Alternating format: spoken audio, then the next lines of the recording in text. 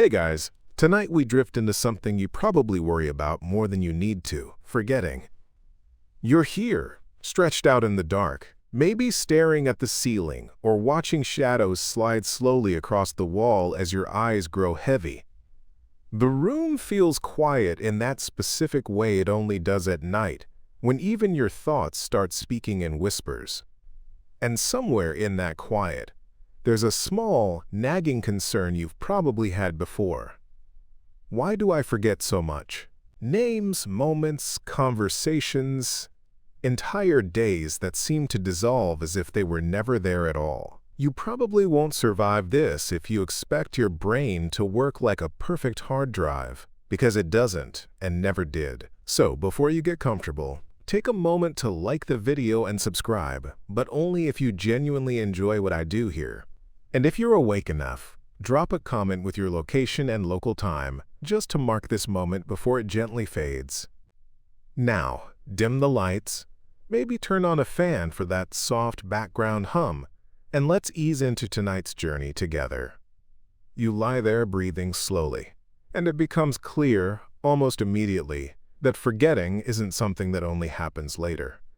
It's happening right now, even as you listen. Tiny details are already slipping away. The exact tone of the last sound you heard, the precise thought you had a few seconds ago. You don't notice it happening, you just notice the absence afterward. That's the first quiet truth of the night. Forgetting is not an event. It's a background process, like dust settling while you're not looking. There's a mainstream scientific fact that grounds this entire journey. The human brain is not designed to store everything. From the moment a memory is formed, it begins competing for survival. Neural connections that are weak, unused, or redundant start to fade almost immediately. This isn't a flaw. It's fundamental to how cognition works. If your brain kept every sensation, every thought, every flicker of perception, you wouldn't be lying here calmly. You'd be overwhelmed, paralyzed by noise, unable to decide what matters. As you sink deeper into the mattress, you can almost imagine memory as a crowded room. Experiences enter constantly. Sounds, images, emotions, facts, each one hoping to stay. But there's limited space. Someone has to leave for someone else to remain. Forgetting is the quiet usher guiding most of them back out the door. Here's a slightly quirky detail that often surprises people. Forgetting actually begins within seconds of learning something new. Psychologists noticed this long ago when studying what's now called the forgetting curve. Even without distraction, recall drops sharply soon after exposure. Your brain seems almost eager to let go. It's not laziness, it's efficiency. Holding on to everything would cost too much energy, both metabolically and emotionally. Historians still argue whether early philosophers truly understood forgetting as a necessity or merely treated it as a failure of discipline. Ancient writers often praised memory as a virtue, but complained endlessly about its unreliability. What they didn't know, what you're starting to feel now, is that forgetting was doing them a favor all along. You might think of memory as a filing cabinet, but it behaves more like a living garden. Some pathways are watered and grow thick with repetition and emotion. Others, neglected and shaded, slowly wither. The brain is constantly pruning, reshaping itself in response to what you use and what you ignore. Even now, as your attention drifts between my voice and your own thoughts, certain connections strengthen while others quietly dissolve. And there's something oddly comforting about that. You don't have to actively decide what to forget. Your brain makes those decisions for you, moment by moment, without asking permission. That embarrassing thing you said years ago, it fades. The exact wording of yesterday's conversation softens around the edges. Even intense moments lose sharpness over time. The sting dulls. The details blur. Emotional weight lifts just enough to let you keep going. A gentle joke, because it's late and your brain appreciates kindness. If humans remembered everything perfectly, you'd still be awake at 3 a.m. replaying something awkward you said in 2009, complete with director's commentary. Forgetting is mercy. There's another mainstream fact worth letting settle in. Forgetting is metabolically cheaper than remembering. Maintaining synaptic connections requires energy. Proteins must be produced, pathways reinforced, signals replayed. Your brain already consumes a significant portion of your body's energy. Just by existing, it has to budget. Forgetting is part of that budgeting process. As your breathing slows, you may notice thoughts becoming less linear. That's normal. Attention is loosening its grip, and with it, the mechanisms that normally keep memories actively accessible. You're beginning to experience what forgetting feels like from the inside, not as loss, but as release. Some fringe ideas push this even further. A few researchers have suggested that forgetting isn't just passive decay, but an active, regulated process.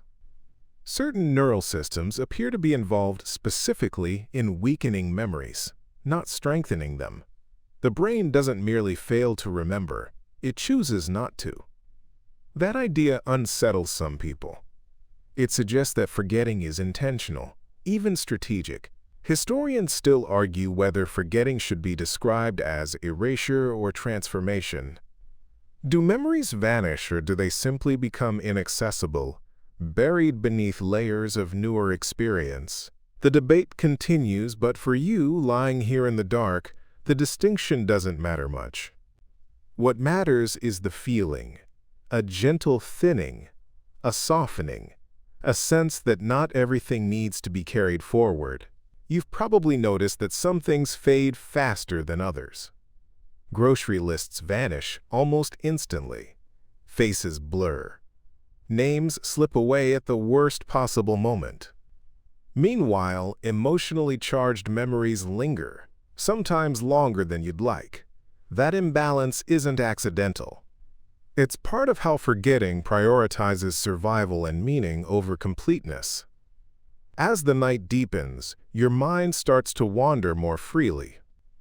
Thoughts drift in and out without asking to stay. This is forgetting in real time. Not dramatic, not sudden, just a slow dimming of unnecessary detail. There's an old misconception that a good brain remembers everything. But that idea falls apart the moment you look closely.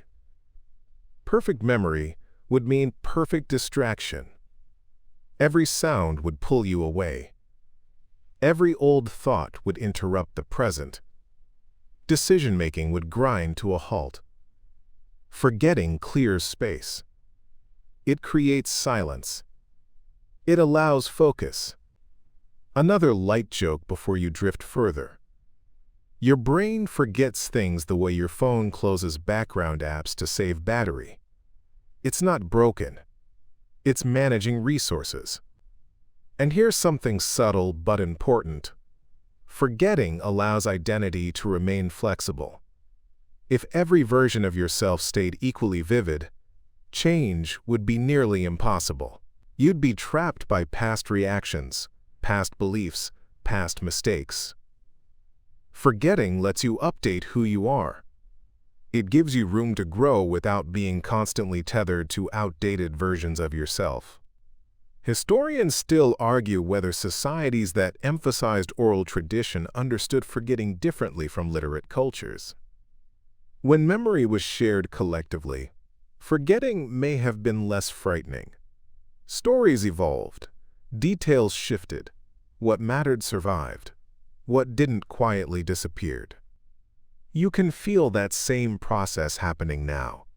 The day you just lived is already rearranging itself.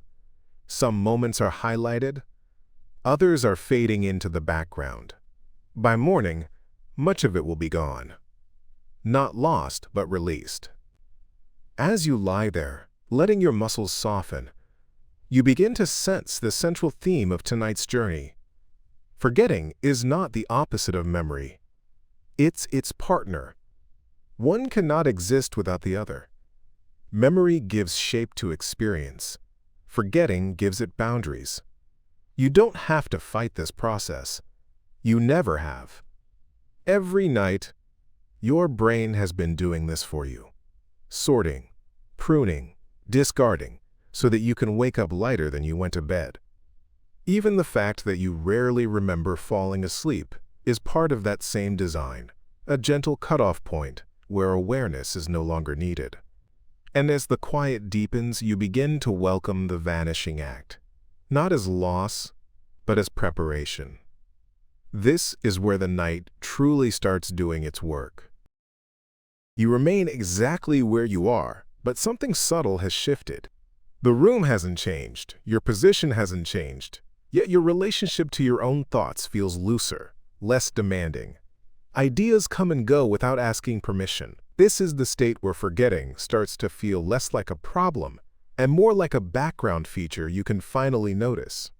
The first thing you encounter here is a simple, slightly uncomfortable truth.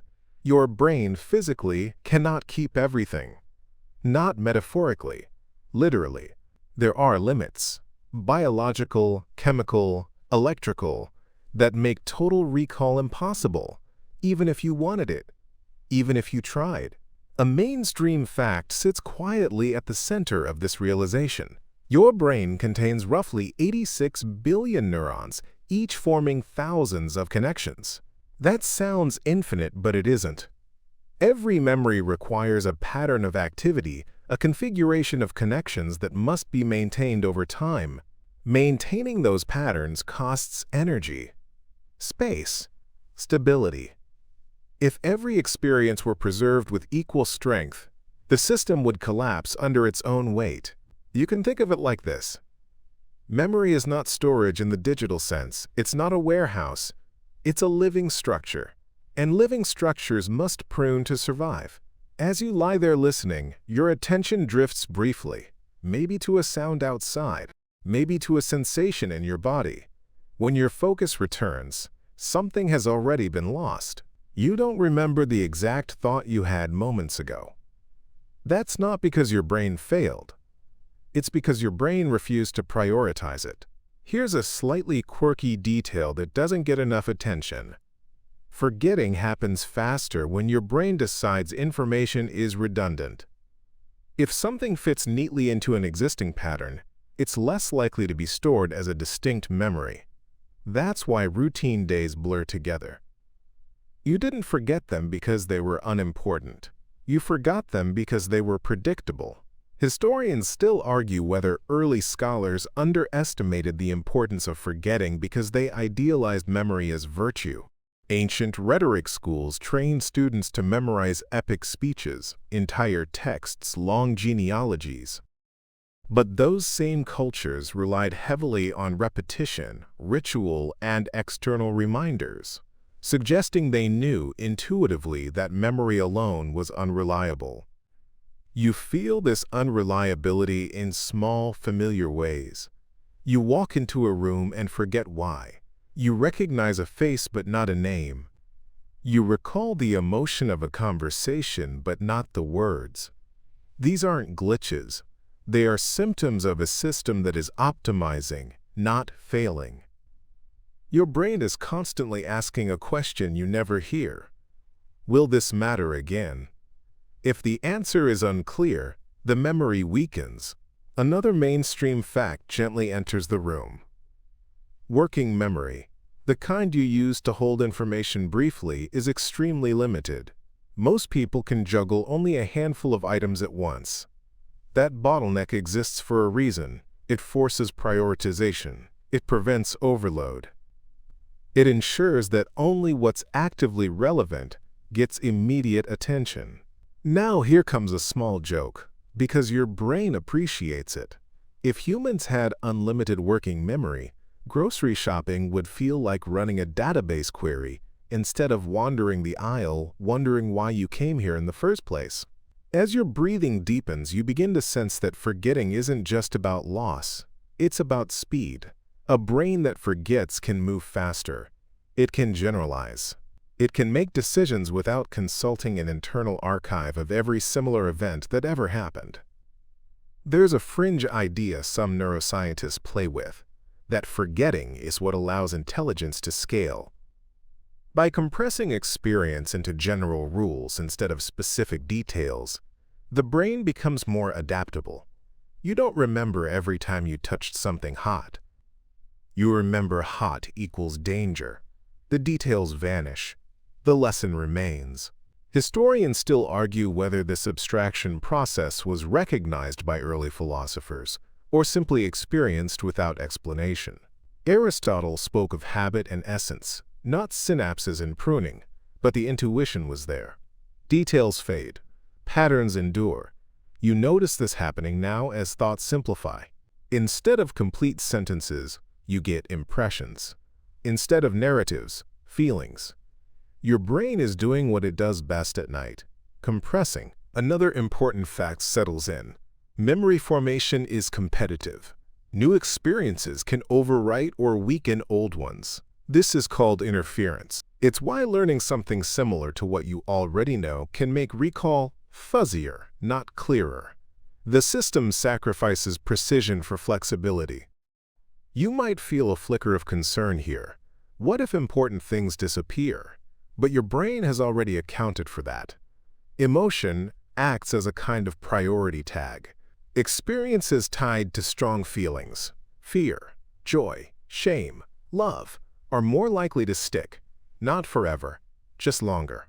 Here's a quirky observation. Neutral information decays the fastest. Phone numbers, passwords, directions you only used once.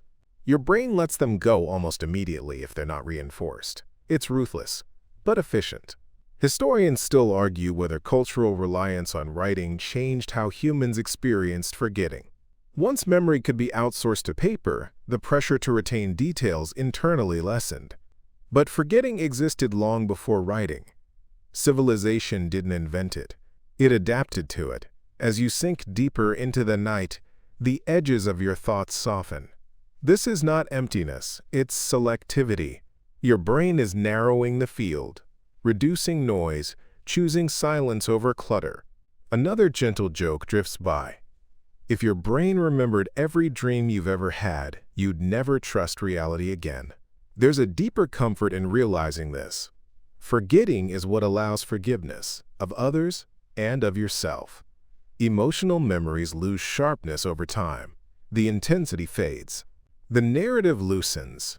This isn't accidental, it's protective. A mainstream psychological fact supports this. Emotional regulation improves with memory decay. The brain dampens the emotional charge of experiences as they age, even if factual recall remains. Pain becomes bearable. Embarrassment becomes humor. Loss becomes memory instead of wound. Historians still debate whether ancient mourning rituals acknowledged this natural fading process. Many traditions involved structured remembrance followed by gradual return to daily life, as if recognizing that holding grief forever was neither possible nor healthy. You feel something similar now, even without grief. The day's minor stresses are losing weight. Sharp edges round off. What felt urgent earlier now feels distant. Your brain, working quietly, is doing triage. Not everything gets saved. Not everything deserves to. And here's the key realization of this section, settling in gently as sleep approaches. Forgetting is not evidence that your mind is weak. It's evidence that it's selective. Strategic. Alive. You don't carry every breath you've ever taken. You carry the rhythm. You don't remember every step you've ever walked. You remember how to walk. Details dissolve. Function remains. As your awareness thins, you begin to trust the process more. You don't have to micromanage memory. You never could. The brain has been balancing this equation since long before you were conscious of it. The night deepens. Thoughts drift apart. And in that widening space, forgetting continues its quiet, necessary work, clearing room for what comes next. You're still here, but the sense of here has softened. Time feels less structured now. Minutes stretch and compress. and the boundary between one thought and the next is no longer clearly marked. This is where forgetting reveals one of its strangest truths. It doesn't wait for sleep, age, or distraction. It starts immediately. Right now. A mainstream fact quietly anchors this moment. The instant a memory is formed, it begins to decay unless something reinforces it. This was demonstrated repeatedly in early psychological experiments, where recall dropped sharply within minutes of learning, even under ideal conditions. Memory is not something you acquire and then keep. It is something you must actively sustain, whether you realize it or not. As you listen, your brain is already deciding which parts of this experience will survive the night. The sound of my voice might linger. The general idea might remain. But the exact phrasing of a sentence from a minute ago, already fading, you don't feel it leaving. You only notice the absence later, like realizing a light has been turned off in another room. This is one of the most unsettling aspects of forgetting. It happens invisibly. There's no internal notification, no warning chime, just a quiet thinning of detail. Here's a quirky but well-documented detail. Even memories that feel vivid at the moment of formation are fragile. The sensation of clarity is not a guarantee of durability. People often assume that because something feels strong, it will last. But intensity alone is not enough. Without repetition, emotional reinforcement, or relevance, even strong impressions weaken quickly. Historians still argue whether early thinkers misunderstood this fragility because they equated confidence with accuracy. Ancient eyewitness accounts often sound certain, authoritative, unwavering. Yet modern research shows that confidence and recall strength are not the same thing. A memory can feel solid even as it quietly changes. You experience a gentler version of this now. You might recall something from earlier today, a conversation, a task, a fleeting thought, but already the edges are soft. You know it happened, but the details are fuzzy. That fuzziness isn't time erasing memory. It's the brain deciding how much resolution is necessary. Think of memory like a photograph that is immediately compressed after it's taken.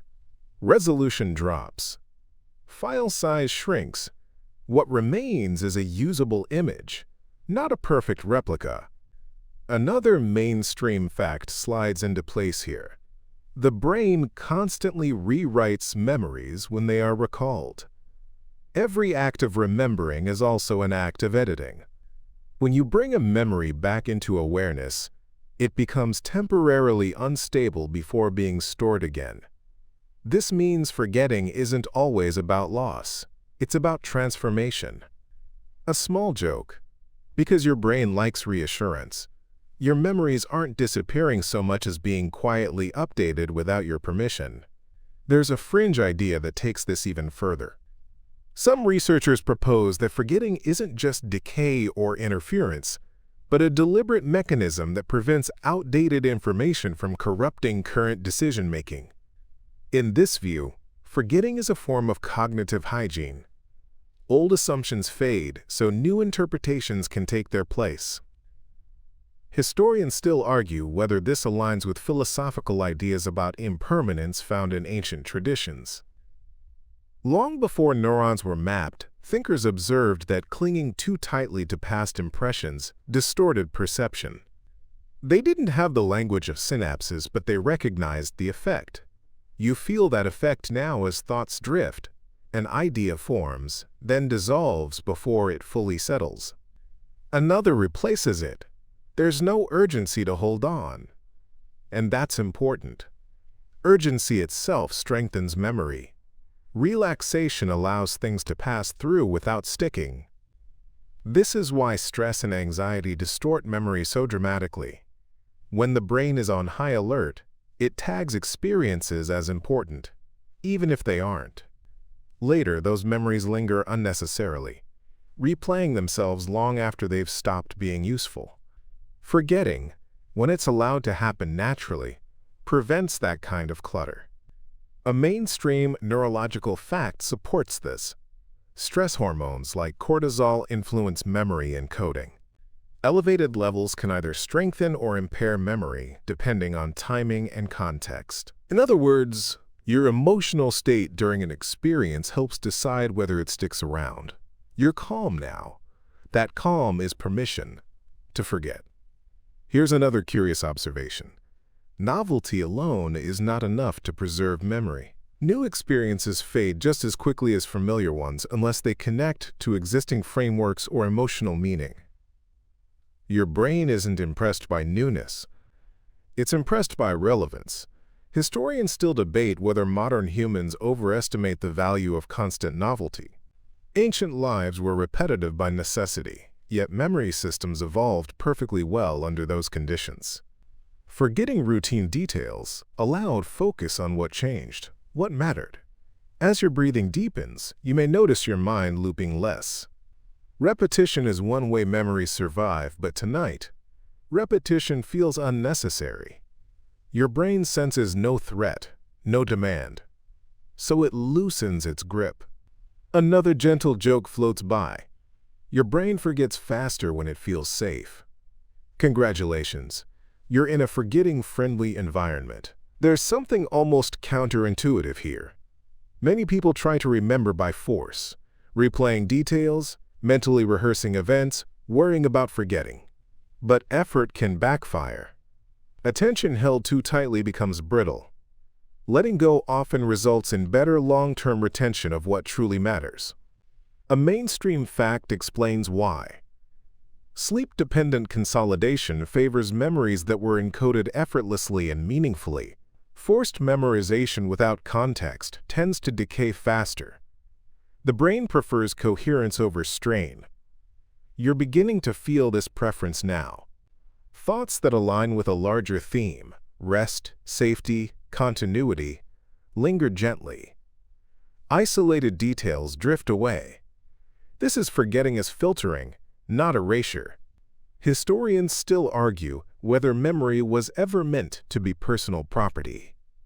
In oral cultures, memory lived in stories, rituals, and shared practices. Individual forgetting was less alarming because knowledge wasn't stored in one place. It flowed, changed, adapted. You experience a modern version of that flow as your thoughts lose ownership. They pass through without needing to be claimed. Another quirky detail worth noticing. Your brain forgets faster when it predicts that information will be accessible later. This is known as the Google effect. When people know something can be looked up, they're less likely to store it deeply. Forgetting, again, is strategic. Right now, your brain predicts no future use for many of these passing thoughts, so it lets them go. Efficiently. Quietly. You might feel a brief flicker of resistance, a desire to hold on to something. That's normal. The mind has been taught to equate memory with control. But control is overrated at night. At night, the brain does its best work when it's allowed to choose. There's an important emotional layer here too. Forgetting helps regulate identity. If every version of you remained equally vivid, you'd be pulled in too many directions at once. Letting older versions fade creates narrative continuity. You feel like one person moving forward, not a crowd arguing inside your head.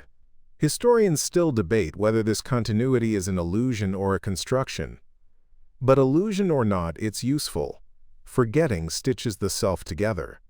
As the night deepens, the space between thoughts grows wider. You may not remember exactly how you arrived at this feeling, only that it's pleasant. That's fine, that's the point. Forgetting doesn't announce itself. It simply creates room. And in that room, your brain prepares for what comes next, without asking you to supervise. You drift forward without noticing the transition, because forgetting smooths the seams between moments. There is no hard cut, no clear before and after, just a gradual softening, like the way sound fades when a door slowly closes rather than slams shut. This is where forgetting shows another of its essential roles. It protects you from overload. A mainstream fact grounds this gently. Your brain is exposed to far more information than it could ever consciously store. Visual data alone floods in at a rate measured in millions of bits per second, yet conscious awareness handles only a fraction of that. Forgetting is not a failure of the system, it is the system working as designed. As you lie there listening, your eyes closed or half-lidded, your brain is actively discarding most sensory input. The pressure of the floor beneath you, the faint background noises, the distant awareness of your body's position, these are registered, assessed, and mostly ignored. If they weren't, rest would be impossible. There's a quirky tidbit that fits perfectly here. People who struggle with filtering irrelevant stimuli often describe the world as painfully intense. Every sound competes for attention. Every sensation demands processing. Forgetting, in this sense, is mercy. It keeps the signal-to-noise ratio manageable. Historians still argue whether ancient descriptions of sensory overwhelm, found in some early medical and philosophical texts, were observations of neurological conditions or metaphors for spiritual distress. Either way, they recognized the danger of a mind that could not let go. You feel the opposite now. Your mind is letting go easily. Thoughts arise, but they don't stack up. They don't pile into a queue demanding resolution. Each one gets a brief audience, then exits politely. Another mainstream fact slides into place. Attention and memory are inseparable. What you do not attend to deeply is unlikely to be remembered. Forgetting begins at the gate, not in storage. The brain decides what matters before memory ever forms. This means forgetting isn't always something that happens later. Often, it happens immediately. Most of your day never even qualifies for long-term memory consideration. It passes through awareness like scenery viewed from a train window. A small, sleepy joke. Your brain is an incredibly picky archivist, and most experiences don't make the cut. There's an interesting fringe idea that suggests forgetting evolved primarily to support decision-making. If every past outcome remained equally accessible, choices would slow to a crawl. You'd be stuck weighing countless irrelevant precedents. Forgetting trims the decision tree, allowing you to act without drowning in history. Historians still debate whether this selective amnesia influenced the development of leadership and strategy in early societies. Leaders who could move forward without being paralyzed by past failures may have had an advantage, even if they forgot more than their peers. You sense this efficiency now as your thoughts become simpler. Fewer branches, less analysis, just a steady, unhurried flow. Another mainstream fact: the hippocampus, a structure deeply involved in memory formation, is also sensitive to context and novelty. When environments remain stable and predictable, like your bedroom at night, it reduces its output. There's less need to encode new memories when nothing important is changing. That's why nights blur together. You don't remember most evenings distinctly, and that's healthy. Your brain recognizes repetition as safety. Safety doesn't need documentation. Here's a quirky observation. People often remember disruptions vividly: storms, power outages, strange noises, but forget dozens of peaceful nights. Memory favors anomalies. Forgetting preserves normality. Historians still argue whether this bias toward disruption shaped myth-making. Extraordinary events were remembered, retold, exaggerated, while ordinary life vanished from record. What survived history wasn't the average night, but the night something went wrong. Tonight, nothing is going wrong, so forgetting accelerates. You may notice that even emotional reactions soften quickly now. Something that might have bothered you earlier today feels distant. Not resolved, necessarily, just less present. Emotional forgetting works alongside cognitive forgetting, dampening intensity over time. A mainstream psychological fact explains this. Emotional memories require reinforcement to stay vivid. Without rumination or repetition, the brain gradually decouples emotion from event. This prevents emotional saturation. Another gentle joke, because you're still awake enough to appreciate it. Your brain refuses to hold grudges without a very good reason. There's a fringe hypothesis that emotional forgetting is the true foundation of resilience. Rather than confronting every stressor consciously, the mind lets emotional weight drain away naturally. This doesn't erase experience, it neutralizes it. Historians still debate whether cultural rituals around sleep and rest emerged partly to encourage this emotional reset. Evening prayers, storytelling, and quiet routines may have functioned as permission to let the day dissolve. You're participating in a modern version of that ritual now. The voice you hear is steady, predictable, intentionally unremarkable. It gives your brain nothing urgent to hold onto. Another mainstream fact fits neatly here. Predictability reduces memory encoding. When patterns repeat, the brain compresses them aggressively. Variation creates memory. Consistency invites forgetting. This is why lullabies work. This is why fans hum. This is why your thoughts slow when nothing changes. You might briefly worry about forgetting something important. That's a common reflex. But notice how the worry itself fades when not fed. The brain evaluates it, finds no immediate threat, and lets it go. Historians still argue whether modern anxiety is partly a byproduct of environments that resist forgetting. Notifications, reminders, and constant novelty keep the memory system artificially engaged. Nights like this restore balance. A quirky but true detail. Even your sense of self becomes less rigid as forgetting increases.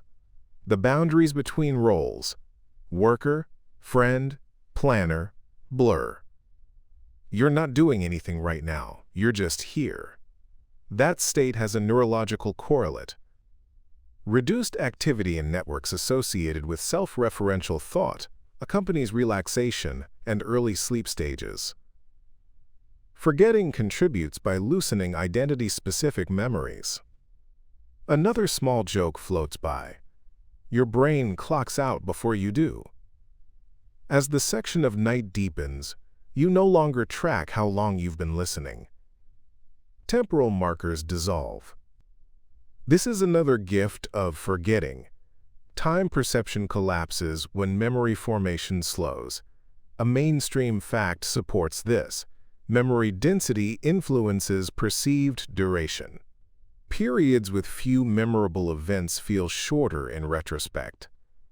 Nights vanish because they leave little trace. Historians still debate whether this is why long, peaceful eras feel brief in historical memory, while turbulent periods feel stretched and crowded. You're entering a peaceful era now, at least internally, and it will pass quickly by design. Your breathing evens out. Thoughts appear less frequently. When they do, they lack sharp edges. You don't follow them far before they fade. Forgetting is no longer something happening to you. It's something happening for you. And without announcing itself, it carries you forward, clearing space for the deeper rest that waits just ahead. You don't notice the exact moment when effort disappears, only that it's gone. Forgetting has carried you to a place where holding on would actually take more energy than letting go. This is one of its quiet tricks. It doesn't force release. It makes release the path of least resistance. Your body understands this instinctively. Muscles loosen not because you command them to, but because the signals telling them to stay tense are no longer being refreshed. That's forgetting at work in the motor system. The brain stops rehearsing the message that something needs guarding. A mainstream fact anchors this gently. Muscle tension is maintained by continuous neural input. When that input decreases, during relaxation and early sleep, muscles naturally soften. There is no off switch, only the absence of keep going. You feel that absence now. The day's postures, sitting, standing, bracing, are no longer being remembered. Your body forgets what it was doing earlier, and that forgetfulness becomes comfort. There's a quirky tidbit that fits here. Astronauts returning from space often report an odd sense of physical relief when gravity resumes, partly because their bodies can once again forget the constant micro-adjustments required in zero gravity. Forgetting unnecessary corrections is restful. Historians still argue whether early humans associated physical relaxation with spiritual safety because of this phenomenon. A body that could fully relax without vigilance likely indicated a secure environment, reinforcing social bonds around rest. You're reenacting that ancient signal. Nothing bad is happening. So forgetting spreads. Your mind does the same thing with unfinished thoughts. Earlier ideas may have felt half-formed, unresolved.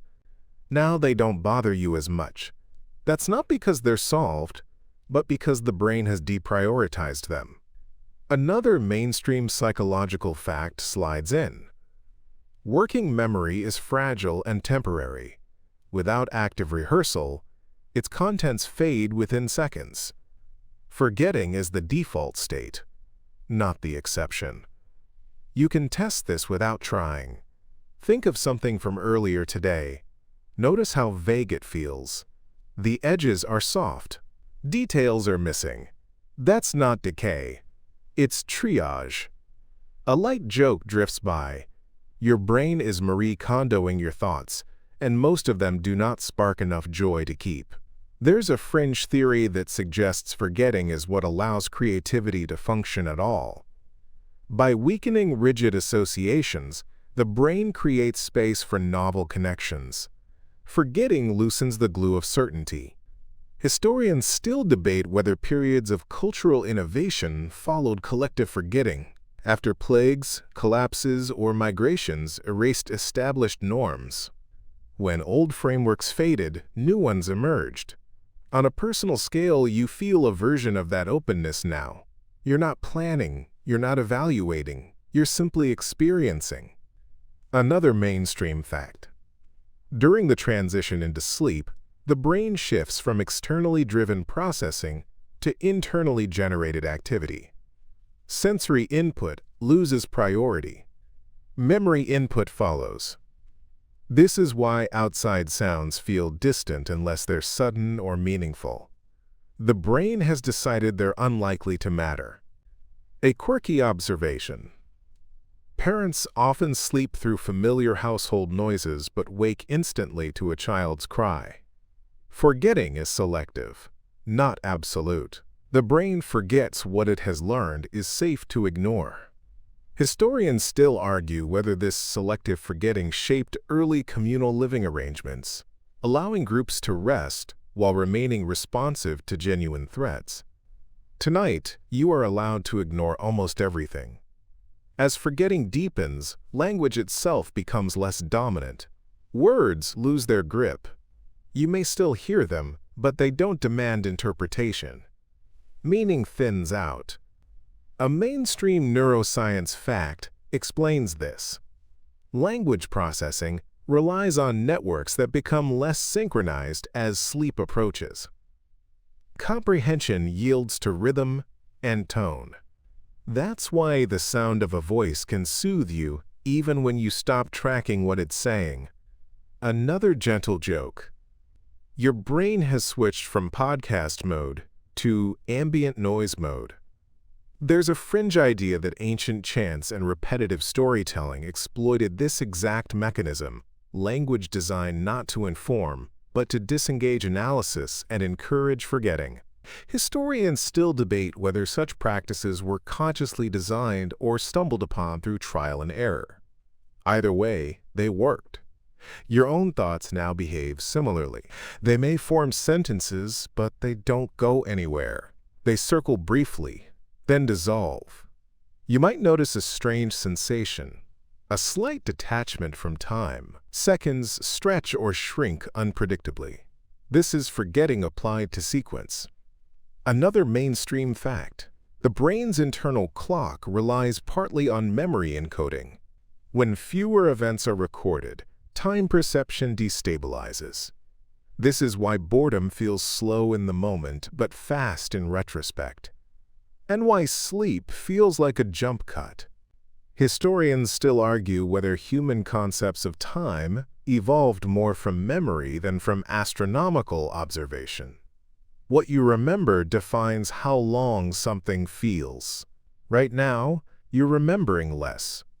So time loosens its grip. Your breathing deepens without instruction.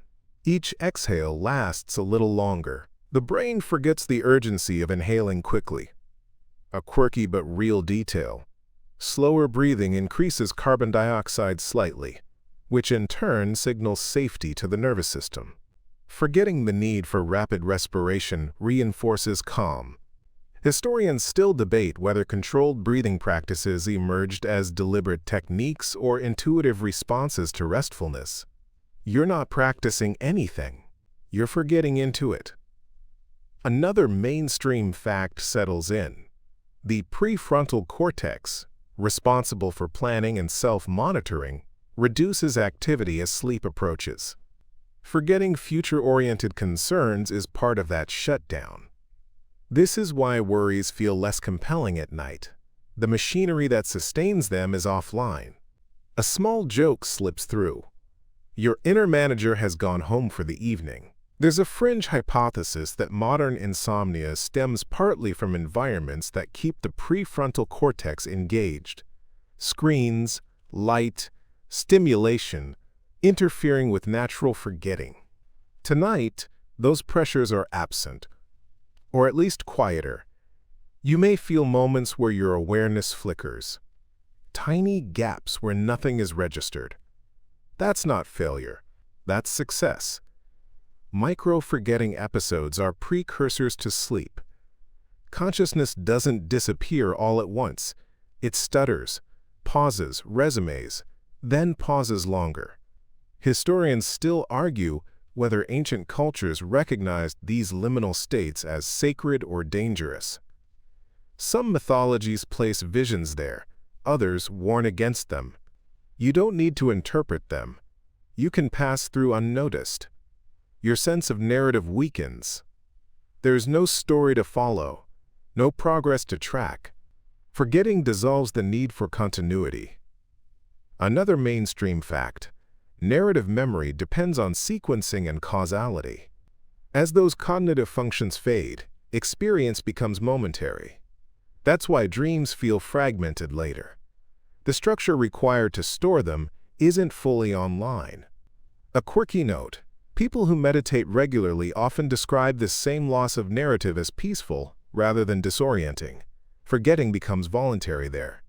Historians still debate whether meditative traditions trained forgetting intentionally, centuries before neuroscience understood its mechanisms.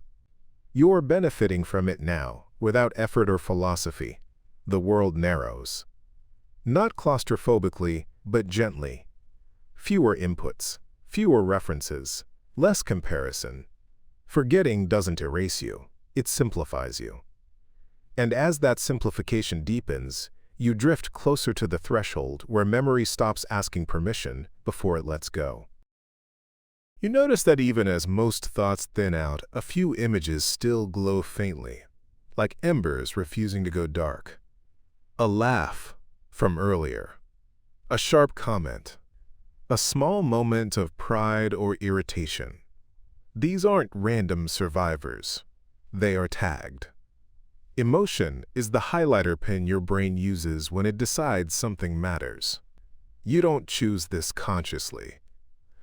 The brain does it automatically, quietly, and a little unfairly. Two events of equal importance can occur on the same day, but the one with emotional charge gets remembered longer. The other fades without protest. A mainstream scientific fact anchors this. The amygdala, a small almond-shaped structure deep in the brain, plays a key role in emotional processing and directly influences how strongly memories are encoded. When emotion is present, memory consolidation is enhanced. In simpler terms, feeling turns up the volume. You feel this mechanism now as certain moments hover while others vanish. It's not because those moments were objectively more important, they just came wrapped in emotion. There's a quirky tidbit that illustrates this well. People are often convinced they remember exactly where they were during major historical events, blackouts, disasters, shocking announcements. These are called flashbulb memories. They feel vivid and permanent. But historians still argue whether flashbulb memories are actually more accurate or just more confidently recalled. Studies suggest they change over time like any other memory, but the emotional certainty makes us trust them more. So even when emotion preserves a memory, it doesn't preserve truth perfectly. Your brain doesn't care. Its priority is relevance, not accuracy. You might feel a small echo of embarrassment from something trivial, an awkward pause, a misworded sentence. These tend to linger. Emotion clings to social threats especially well. A mainstream fact explains this bias. Humans evolved in small groups where social standing affected survival. Remembering embarrassment helped avoid repeating behaviors that could lead to exclusion. Your brain is not trying to torture you, it's running ancient software. A light joke drifts in. Congratulations, you're being haunted by a Stone Age HR department. But even these emotionally tagged memories are losing strength now. You can feel it. The edge softens. The color drains. They're still there, but farther away. Sleep plays a strange role here. During certain sleep stages, especially REM sleep, emotional memories are reprocessed. Their emotional intensity often decreases while their factual content remains. This is a mainstream neuroscience finding. Sleep helps separate emotion from event. It's one reason why things feel less overwhelming in the morning. You remember what happened, but not with the same emotional punch. Historians still debate whether this emotional dampening function of sleep influenced early storytelling traditions, retelling events after rest rather than immediately, allowing meaning without raw intensity.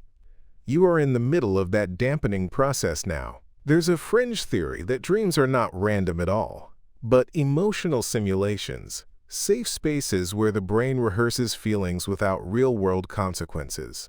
Forgetting is part of that safety. You wake without remembering most dreams, but you keep the emotional adjustment. The brain does the work, then deletes the footage. Another mainstream fact: stress hormones like cortisol affect memory formation. High stress can strengthen memory encoding short-term but impair integration long-term. This is why traumatic memories can feel stuck, strongly encoded but poorly contextualized. Historians still argue whether societies that experienced repeated collective trauma developed cultural practices, rituals, songs, ceremonies to help metabolize emotional memory over time. On a personal scale, you feel the same need.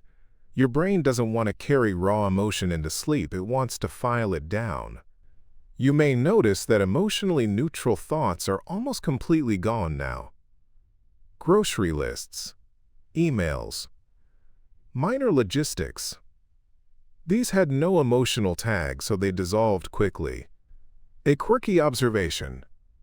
People often say they forget everything when falling asleep. But that's not true. They forget selectively. Emotion decides what lingers. Even so, emotion doesn't get the final word tonight. As you sink deeper, the amygdala itself becomes less active. Emotional reactivity decreases. The spotlight dims. This is a mainstream physiological shift observed in sleep onset. The brain reduces responsiveness to emotional stimuli. That's why worries feel less urgent at night. Unless anxiety hijacks the system, a gentle joke floats past. Your inner drama department has closed for the day. There's an open scholarly debate here. Historians and neuroscientists still argue whether emotion-driven memory evolved primarily for danger avoidance or social bonding. Did we remember feelings to avoid threats or to maintain relationships? The answer may be both. You don't need to resolve that, you just need to rest inside the mechanism. You might notice a warm neutrality spreading. Not happiness. Not sadness. Just evenness. That state is not emptiness. It's balance. Another mainstream fact. When emotional arousal drops, the parasympathetic nervous system takes over, slowing heart rate and promoting digestion and repair. Forgetting emotion is part of healing. A fringe tidbit adds color. Some ancient medical traditions believed emotions physically heated the body, and that sleep cooled the blood by quieting feeling. Crude language, but oddly aligned with modern physiology. Historians still debate whether such metaphors emerged from observation or intuition. You are cooling now. Thoughts that once carried feeling are losing their charge. They may appear briefly, but they don't hook you. They slide past. You don't chase them. You don't analyze them. You let them be incomplete. This is important. Memory needs completion to stick. Unfinished thoughts fade more easily. Another mainstream cognitive fact. Closure strengthens memory. Open loops weaken it. By not finishing thoughts, you're helping forgetting do its job. A small joke. Procrastination finally pays off. You may feel yourself drifting between awareness and absence. Moments where emotion, thought, and identity blur. That's not dissociation, that's transition. Historians still argue whether ancient descriptions of soul travel or night journeys were attempts to describe this state using the language available at the time. Modern neuroscience uses different words. The experience is the same.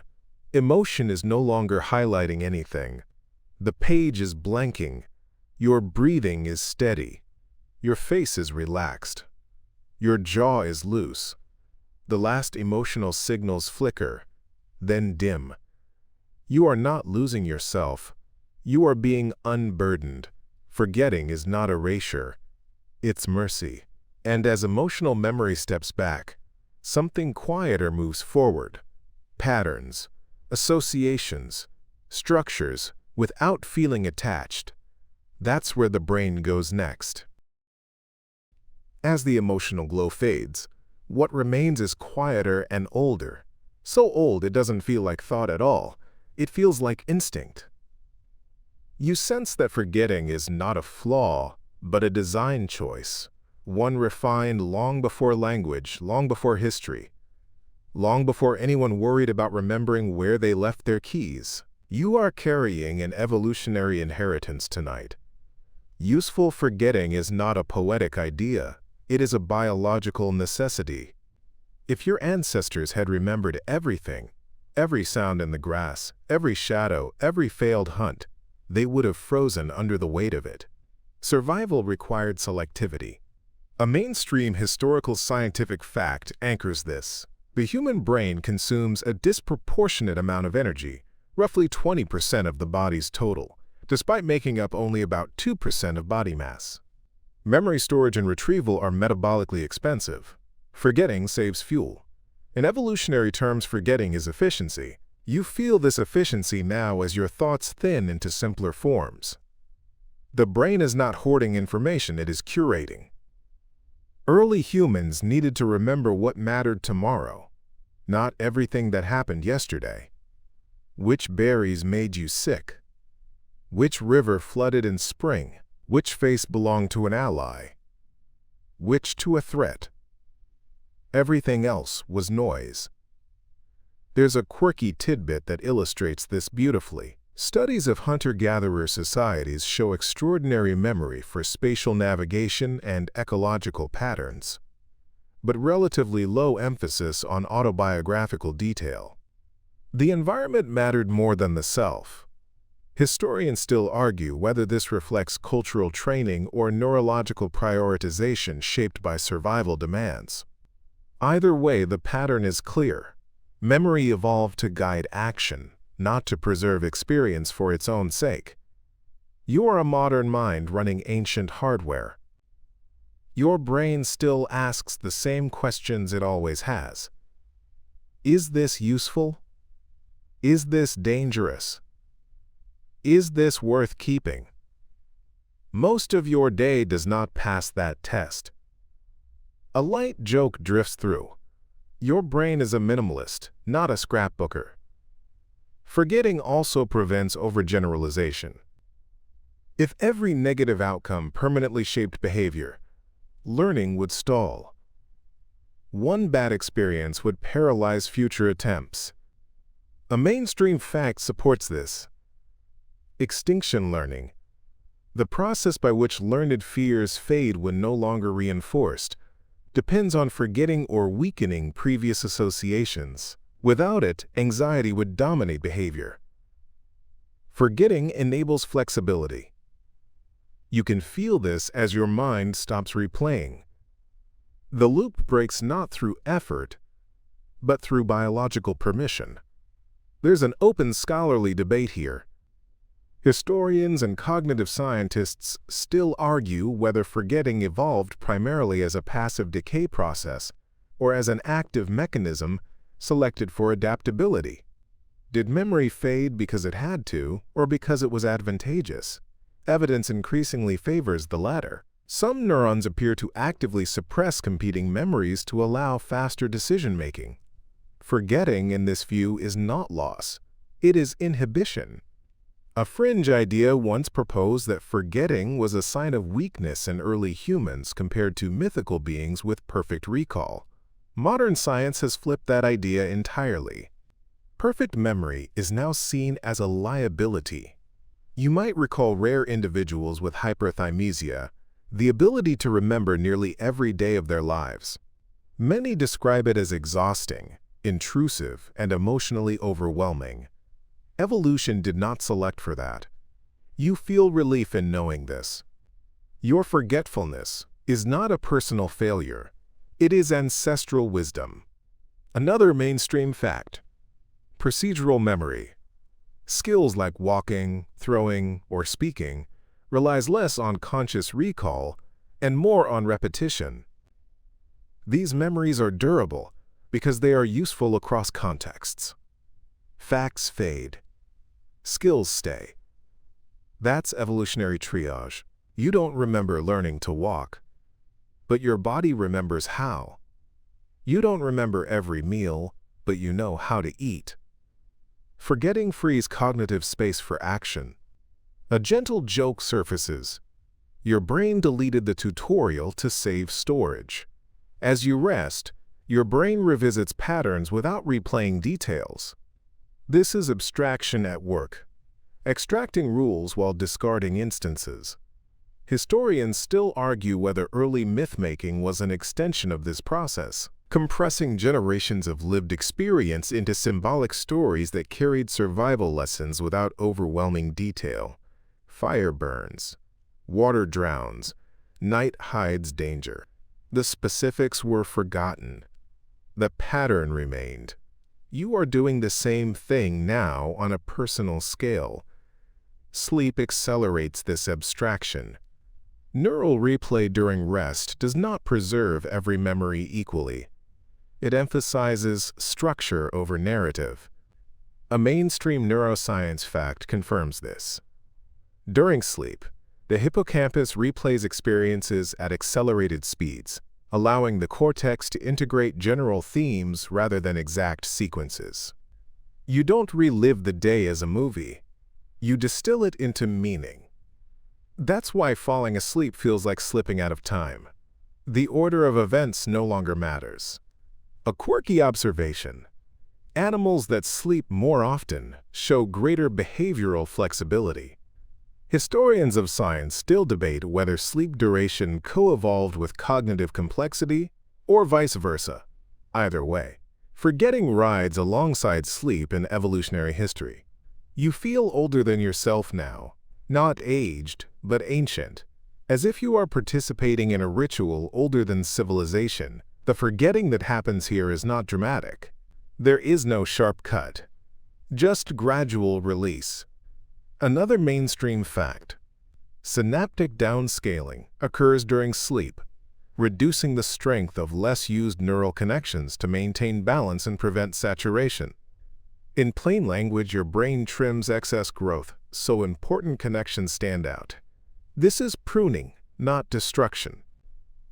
A fringe tidbit claims that early philosophers believed sleep was the soul returning unused thoughts back to the cosmos. Poetic nonsense, perhaps, but surprisingly aligned with modern models of memory redistribution. Historians still argue whether metaphor preceded mechanism or vice versa. You don't need to decide. You feel it working. The sense of self loosens slightly here. Memory is a major component of identity, and as memory's quiet, the you that narrates also softens. That's not alarming. It's temporary. Evolution didn't design sleep to erase identity, just to pause it. A light joke floats by. Your ego is on airplane mode. You may notice bodily sensations becoming more prominent than thoughts. Weight, warmth, breath. This shift is ancient too. Early nervous systems prioritized sensation over reflection. Forgetting thought restores embodiment. Another mainstream fact: as cortical activity decreases, subcortical systems governing basic regulation take precedence. You are returning control to deeper layers. This is safe. This is normal. Historians still debate whether ritual sleep practices in ancient cultures, chants, fires, rhythmic sounds, were early attempts to guide this transition intentionally. Your modern version might be a fan humming softly in the background. Different tools. Same goal. You don't need to remember how to fall asleep. Your body knows. That knowledge was selected for across millions of nights. Forgetting is how the system resets, preventing yesterday from interfering with tomorrow. You feel that reset beginning now. The day has been distilled. The excess has been released. What remains is readiness. Not alertness. Readiness. The brain prepares to learn again by letting go. And as this ancient logic continues its work, you drift further from conscious memory and closer to something older, quieter, and profoundly reliable. You don't wake up carrying every thought from the night before. That absence is deliberate. If memory were a warehouse, it would already be dangerously overstocked. Instead, your brain runs more like a just-in-time supply chain, discarding surplus before it causes a bottleneck. Memory overload is not hypothetical. It is measurable. A mainstream cognitive fact sets the tone here. Working memory, the space where you actively hold information, can handle only a small number of items at once, often estimated around 4 to 7 chunks. Beyond that, performance drops sharply. More memory does not mean better thinking. It means slower thinking. You've felt this before. Too many tabs open. Too many notifications. Too many half-remembered obligations tugging at the edges of your awareness. The mind clogs. Evolution did not design you for constant recall. It designed you for rapid prioritization. When memory becomes overloaded, decision-making suffers. Reaction time increases. Errors multiply. This has been demonstrated repeatedly in high-stress environments like aviation, emergency medicine, and military simulations. Forgetting restores speed. There's a quirky but telling tidbit from early psychology experiments. Participants asked to memorize long, meaningless lists, often performed worse on simple reasoning tasks immediately afterward. Memory hoarding actively impaired intelligence. Historians still argue whether early educators misunderstood memory as intelligence itself, rather than a tool intelligence uses selectively. You sense the truth of this as your thoughts thin out. Fewer items mean clearer movement. Your brain is not emptying, it is uncluttering. Another mainstream fact. Cognitive load theory explains that excessive information overwhelms the brain's processing capacity, reducing learning and comprehension. Forgetting irrelevant details frees resources for pattern recognition. Pattern recognition is what humans excel at. You are not meant to remember every tree, only the shape of the forest. There's a gentle joke here. Your brain prefers summaries, not meeting minutes. In evolutionary terms, memory overload could be fatal. An early human hesitating because too many past experiences competed for attention would miss the moment to act. The predator doesn't wait while you reminisce, so forgetting trims the decision tree. A fringe but fascinating idea suggests that dreams themselves may be a byproduct of overload management, random activation allowing the brain to test combinations without committing them to long-term storage. Historians still argue whether dreams evolved as simulation, emotional regulation, or cognitive waste disposal. Perhaps they are all three. You feel this triage happening quietly now. Thoughts that once felt urgent no longer demand processing. They slide aside. Another mainstream neuroscience fact supports this. During sleep, the default mode network, associated with self-referential thought, reduces its dominance, allowing other networks to reorganize. The inner narrator quiets. That's why problems sometimes feel smaller in the morning, not because they changed, but because excess mental baggage was dropped. Memory overload also distorts emotion. The more memories tied to an emotion, the stronger and less flexible it becomes. Forgetting weakens that grip. This is not repression. It is recalibration. You might smile at a small, everyday example. You don't remember every awkward moment you've ever had, or you'd never leave the house. Selective forgetting preserves social function. A light joke drifts through. Your brain is doing reputation management for you. There's an ongoing scholarly debate here. Historians still argue whether modern anxiety disorders are partly a mismatch between ancient forgetting systems and modern information environments that resist decay. Digital reminders, archives, endless feeds. Nothing fades naturally anymore. Your brain still tries. Another mainstream fact. Exposure to constant information without rest increases cortisol and impairs hippocampal function, directly affecting memory formation and emotional regulation. In short, too much remembering breaks the system. Forgetting is the safety valve. As you sink deeper into rest, that valve opens wider. The pressure releases. You're not losing anything essential, you're losing excess. The mind feels lighter not because it is empty, but because it is balanced again. And balance, not accumulation, is what thinking was always meant to serve. You drift further into the quiet logic of forgetting, and now you begin to notice something subtler. Forgetting does not happen evenly. Some memories cling stubbornly, while others dissolve almost immediately, as if they were never invited to stay in the first place. This is not random. It only feels that way. A mainstream cognitive fact anchors this section. Emotional salience strongly predicts memory retention. Experiences tied to strong emotion, fear, joy, embarrassment, are encoded more deeply than neutral ones. Your brain is biased, on purpose. You remember the argument more clearly than the grocery list. You remember the compliment longer than the meeting agenda. Emotion tags memory like a highlighter. But here's the twist. Forgetting emotional memories is just as necessary as forming them.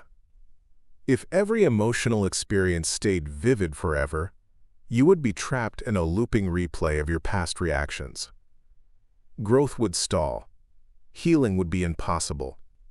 Forgetting allows emotions to soften. There's a quirky historical tidbit from ancient philosophy. Aristotle believed memory and emotion were inseparable, But he also warned that excessive memory could destabilize the soul. He suspected forgetting was nature's way of restoring equilibrium. Historians still argue whether ancient thinkers intuitively understood neuroplasticity long before modern neuroscience gave it a name.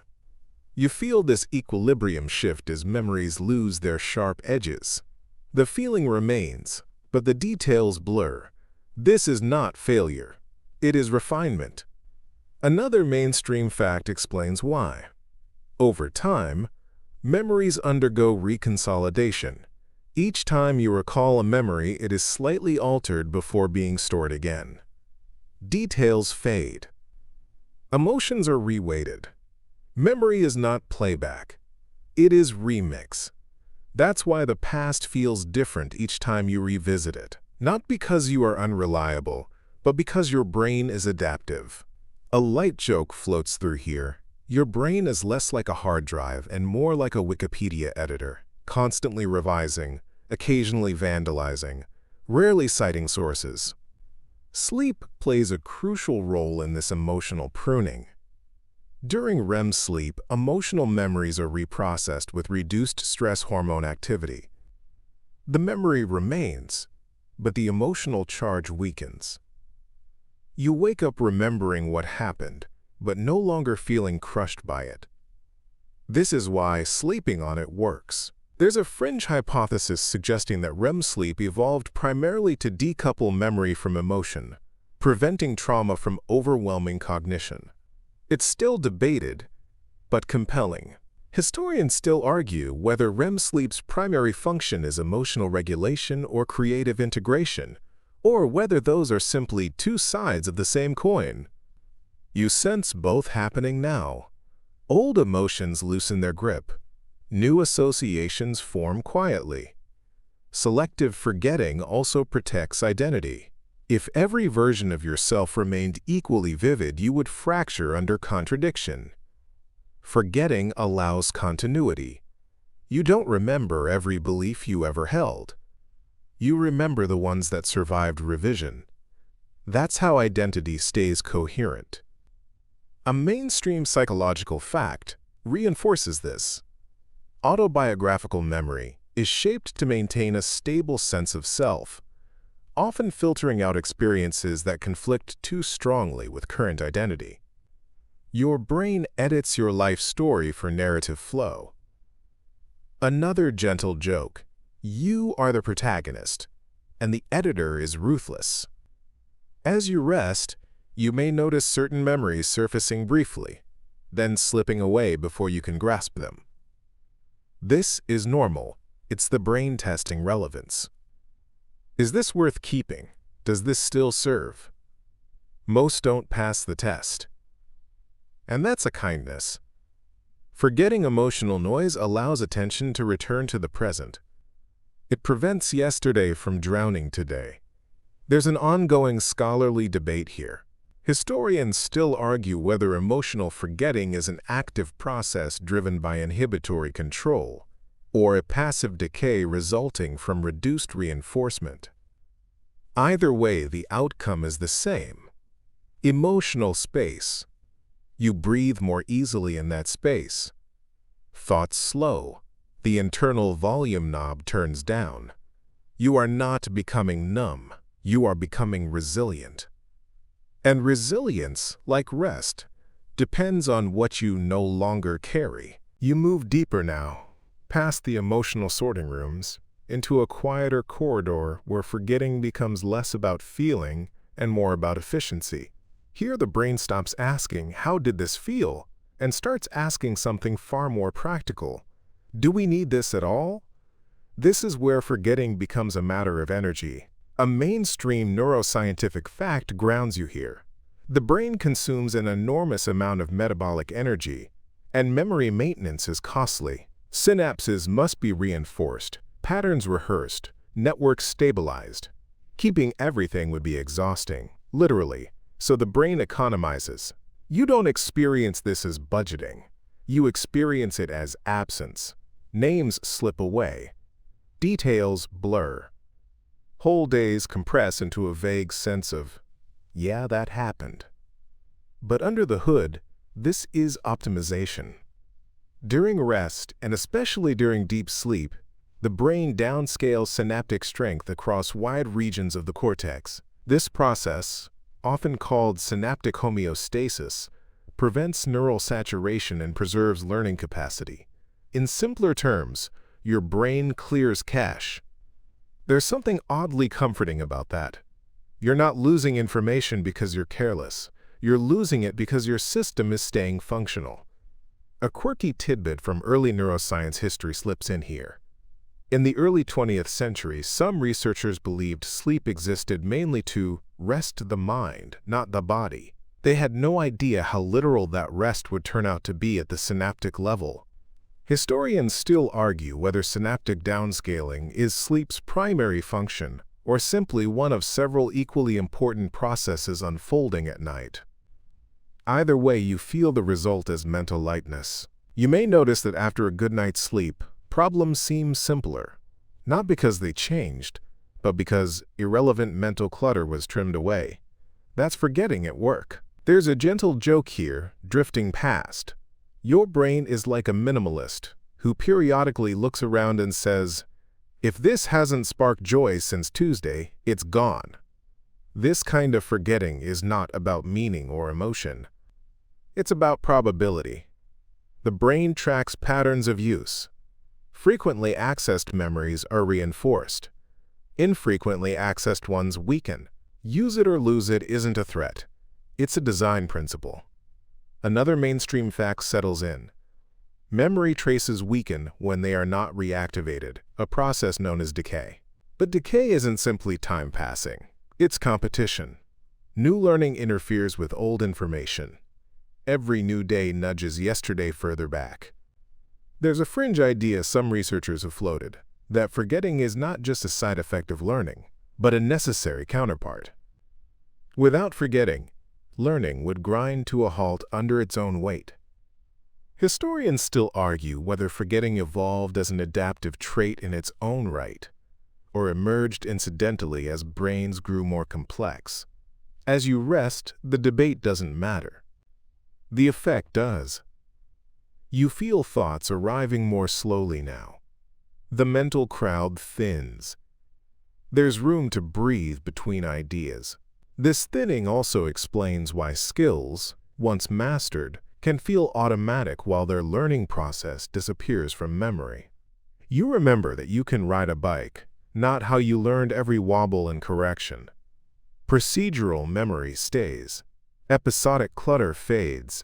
The brain preserves outcomes, not drafts. There's another quiet fact here. Forgetting improves generalization. By letting go of specific details, the brain extracts broader rules. You forget individual examples, but retain patterns. That's how expertise forms. A chef doesn't remember every meal they cooked. They remember flavors, timing, intuition. The details were scaffolding. So when you forget specifics, you're often left with something more useful. This challenges a common fear, that forgetting means losing yourself. Often it means becoming more yourself.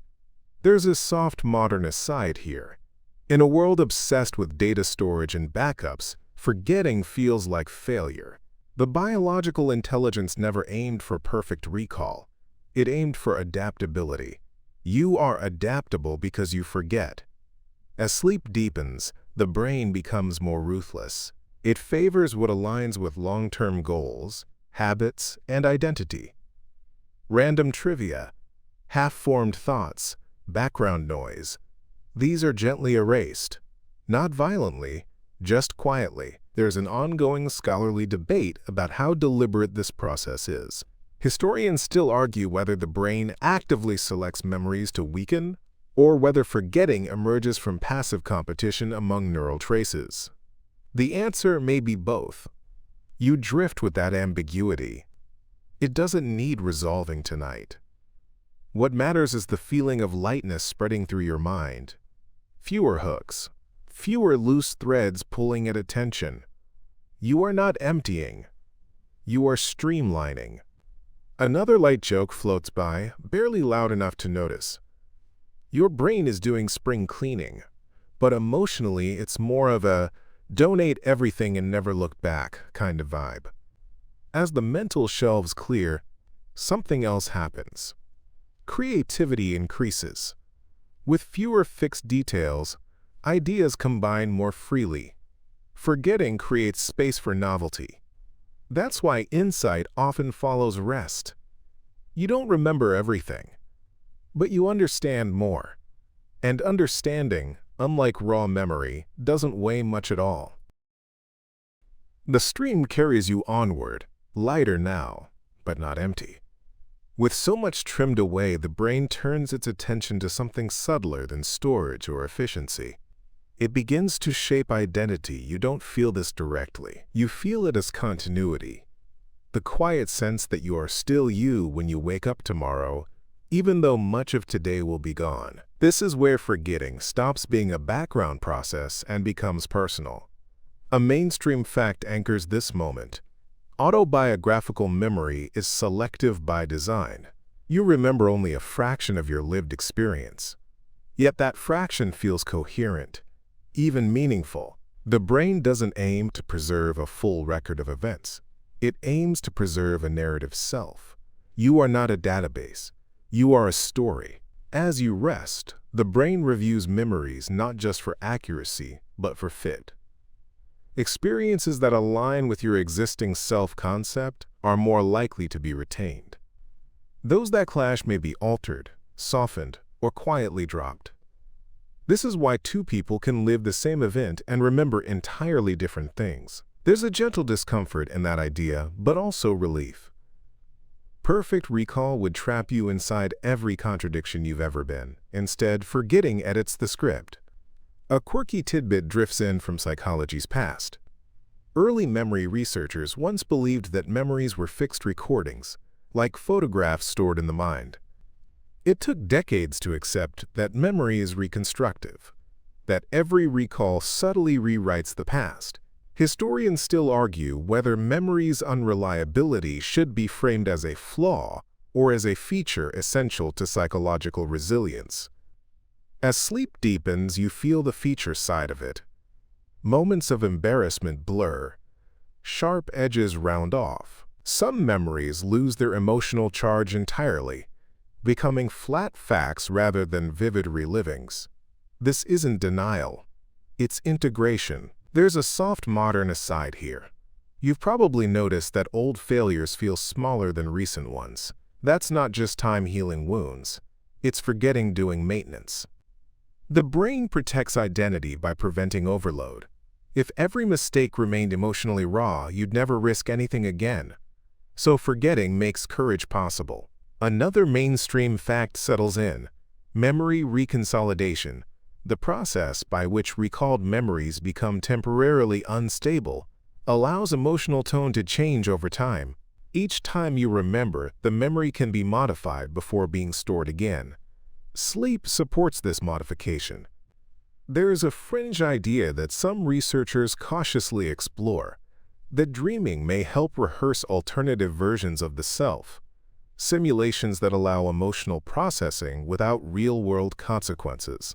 Historians still argue whether dreams play an active role in identity formation, or whether they are simply noise generated by sleeping brains. Either way, you feel their after effects. You wake with new emotional distances, new interpretations, without remembering the dream itself. That's forgetting again, working invisibly. You notice that some memories fade unevenly, the outline remains, but details vanish. You remember that something happened, not how it unfolded. This is called semanticization. Episodic memories slowly transform into general knowledge. The story becomes a statement. I failed an exam replaces the entire room, the paper, the sinking feeling. That transformation is not loss, it's compression. Your brain is turning experience into wisdom. There's a quiet joke tucked here. If your brain kept full HD replays of every awkward moment, society would collapse under the weight of people refusing to leave their houses. Selective forgetting keeps civilization running. As identity stabilizes, forgetting also protects flexibility. You are not locked into who you were at 10 or 20 or last Tuesday. Without forgetting, growth would be impossible. You would be permanently defined by your worst or earliest moments. A mainstream historical fact from the history of psychology slides by. William James, one of the field's founders, argued that forgetting is as important a function as remembering. He saw memory not as accumulation but as selection. That idea still holds. Historians still argue whether James underestimated how much forgetting occurs unconsciously versus through active emotional regulation. You feel both at play. The brain quietly asks, does this memory help you navigate the future? Does it support social bonds, goals, survival? If not, it dims. You might worry, briefly, that this means losing authenticity. But authenticity was never about total recall. It was about coherence. You are coherent because your mind lets go. As the mental night deepens, memories organize themselves around themes rather than timelines. Relationships, values, lessons. These persist even as individual scenes dissolve. You remember who mattered more than what happened on Tuesday at 3:17 p.m. That's not laziness, it's prioritization. A small sleepy joke floats through. Your brain is less interested in timestamps and more interested in vibes. There's an ongoing scholarly debate about whether identity is stored in memory or emerges from ongoing brain processes independent of memory content. Historians still argue whether forgetting shapes identity directly or whether identity shapes what gets forgotten. It's likely circular. As you drift, the circle feels stable. You feel intact without feeling heavy, present without dragging the past behind you. This is forgetting as continuity. Tomorrow, you will wake up remembering just enough to be you, and forgetting enough to become more. You drift further now, past the edges of identity and into something quieter, the emotional climate beneath memory. This is where forgetting stops shaping who you are and starts shaping how you feel. You don't notice it happening. You just notice one morning that something which once hurt no longer stings the same way. The memory remains, but the charge is gone, like a storm cloud that spent all its thunder overnight. A mainstream fact settles gently here. Emotional memories are processed differently from neutral ones, with structures like the amygdala tagging experiences for priority storage. But over time, especially with sleep, those tags can weaken. You remember the event, you forget the intensity. This is not a failure of memory, it's emotional recalibration. As you rest, the brain separates what happened from how it made you feel. This allows you to learn without reliving. Evolutionarily, that's a pretty good deal. Imagine if every memory of fear triggered the same physiological response forever. You'd never cross a street again after one close call. So forgetting becomes emotional mercy. There's a quirky tidbit floating in from neuroscience labs. People with amygdala damage can recall frightening events, but don't experience the usual fear response. The memory is there, stripped of emotional color. It's an extreme version of what sleep does gently every night. Historians still argue whether emotional dampening during sleep is the primary function of dreaming or merely a side effect of memory consolidation.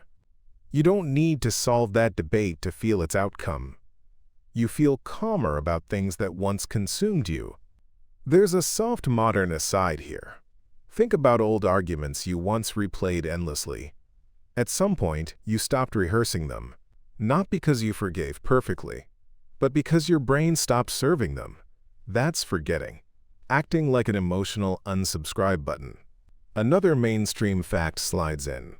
REM sleep appears especially important for processing emotional memories, reducing their emotional intensity while preserving informational content. In other words, you wake up wiser but less haunted.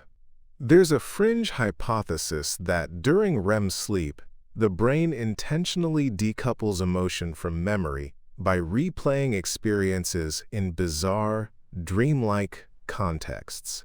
Flying versions of problems, talking versions of fears. Historians still argue whether this dream distortion is functional therapy or random neural noise. Either way, it works suspiciously well. As the night deepens, your emotional landscape smooths. Peaks flatten. Valleys lift slightly. You're not euphoric. You're balanced. You may notice that some memories don't fade evenly. Shame often softens faster than pride. Fear dulls faster than joy. That asymmetry is deliberate. The brain prioritizes approach over avoidance. It nudges you back into the world. There's a light joke drifting through the darkness. If your brain didn't forget embarrassment, humans would still be hiding in caves, haunted by something they said in 2009. Forgetting keeps social life possible. A historical fact from early sleep research enters quietly.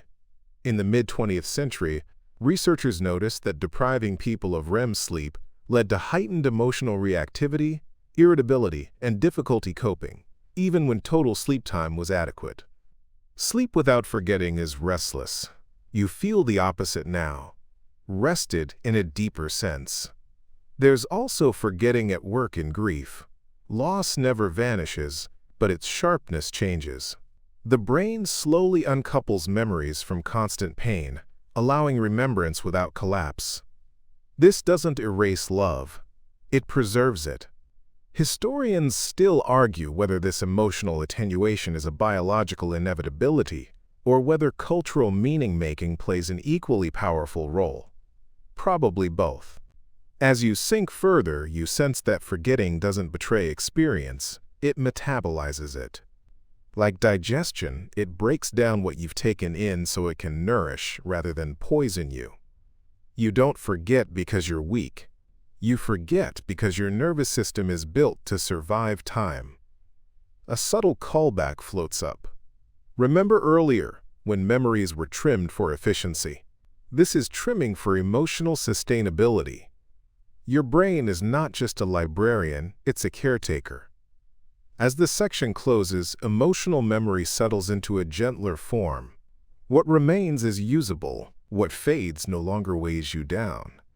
You don't feel empty, you feel lighter. You're not fully asleep yet, but you're no longer firmly awake either. This is the borderland where forgetting becomes selective in a more curious way.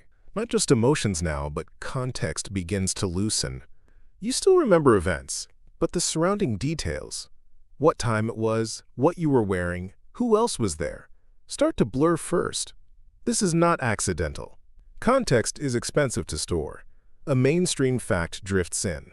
The hippocampus encodes episodic memories by binding together people, places, emotions, and timing.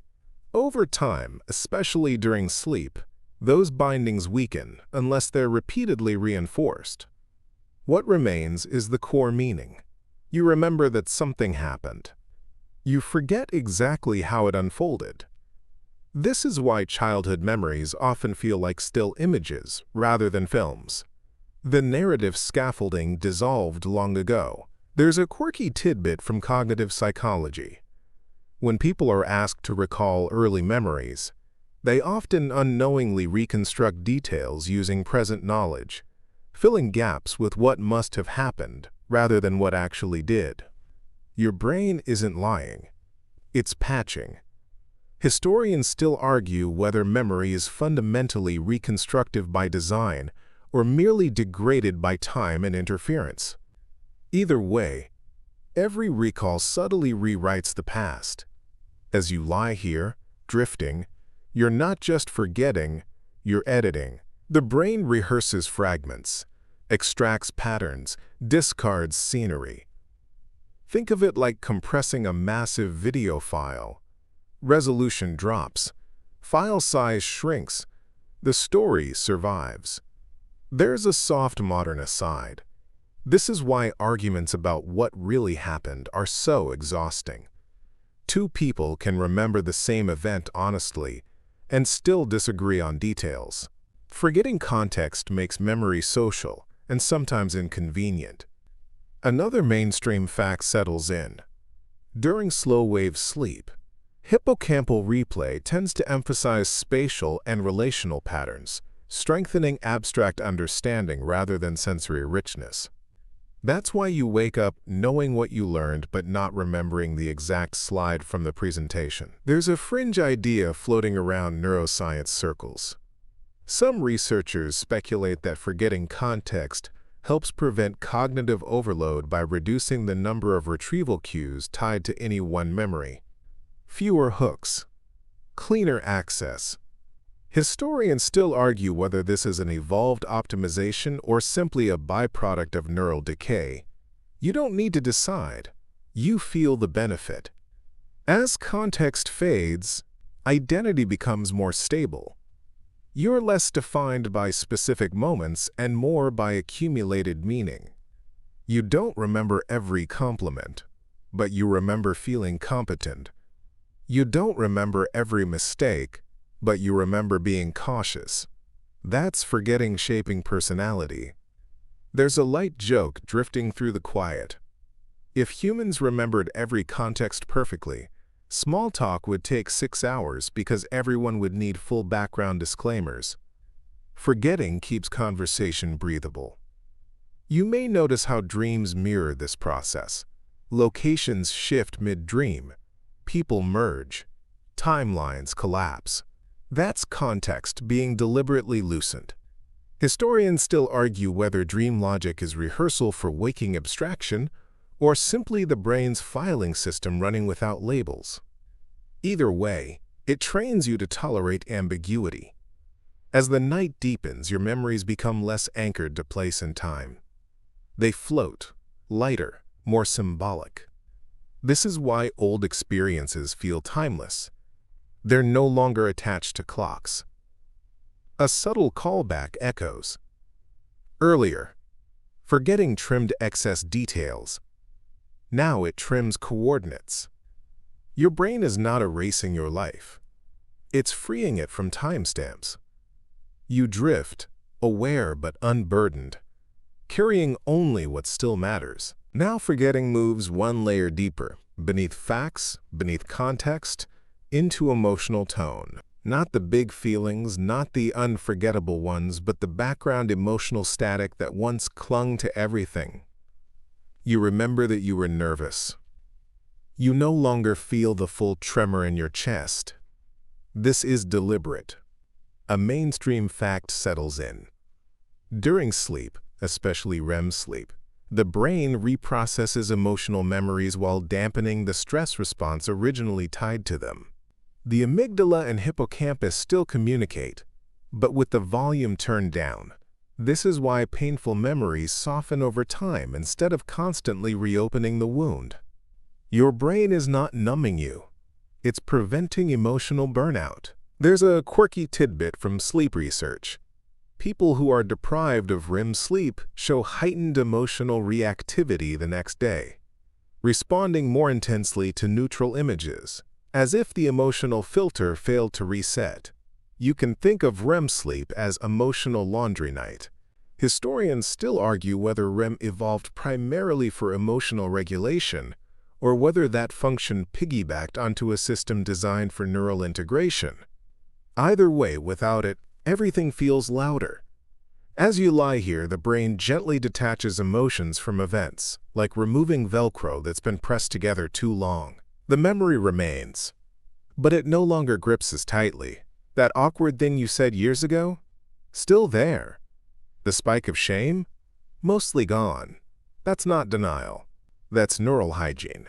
A modern aside drifts in. This is why sleeping on it actually works. Decisions feel different after rest because the emotional charge has been recalibrated.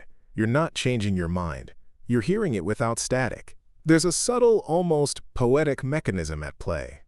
During REM, norepinephrine, the chemical associated with alert stress, is almost absent. The brain replays emotional memories in a chemically safe environment. It's exposure therapy, but gentle. Historians still argue whether this process actively edits emotions or simply allows natural decay without reinforcement. Either way, forgetting here is compassionate. You don't need to feel everything forever to honor it. A light joke floats by. If humans never forgot emotional intensity, every minor embarrassment would still feel like a public trial, and nobody would ever speak again. Civilization would collapse by lunchtime. This emotional thinning also explains nostalgia. You remember the warmth, the highlights, the emotional summary, not the discomforts that once coexisted. Your brain keeps the tone, discards the noise. There's a fringe hypothesis some researchers whisper about, that emotional forgetting isn't just about comfort, but about flexibility, allowing humans to reinterpret past events as new information arrives. A memory without rigid emotion can be reclassified. Historians still argue whether this adaptability gave early humans a survival advantage by preventing emotional fixation after trauma. You feel it happening now. Emotional edges rounding off. Old feelings dissolving into softer impressions. Earlier, forgetting removed details. Then context. Now it smooths feeling. What remains is wisdom without pain. Dreams help with this too. They remix emotional fragments into symbolic stories, letting the brain process feeling without direct reference. You don't dream the argument. You dream the storm. You wake calmer without knowing why. As the night continues, your emotional memory becomes less about reaction and more about guidance. You remember what mattered, not how much it hurt. That's not loss. That's growth happening quietly. While you rest, the forgetting now shifts again, quietly changing how you experience time itself. Not clock time, not calendars or deadlines. Psychological time, the way the past stretches or shrinks depending on how often it's revisited. You notice that some years feel dense and others feel thin. That isn't because more happened, it's because more was remembered. A mainstream fact drifts in. Memory frequency determines temporal weight. Events you revisit often, mentally or socially, occupy more psychological space, while forgotten stretches collapse inward. This is why childhood summers feel endless, and last year feels like it vanished. Your brain compresses unused time. That's not a flaw. That's storage efficiency. There's a quirky tidbit from cognitive psychology. People asked to journal daily report time feeling slower, while people who rarely reflect feel time accelerating, even when living equally busy lives. Memory access stretches time. Historians still argue whether the sensation of, quote, time speeding up with age is caused primarily by reduced novelty or by increased memory pruning. Either way, forgetting lightens the timeline. As you lie here, your brain gently releases unused temporal scaffolding. Days that no longer matter are folded inward like empty cardboard boxes. You don't lose the year, you lose the weight of it. A modern aside slips in.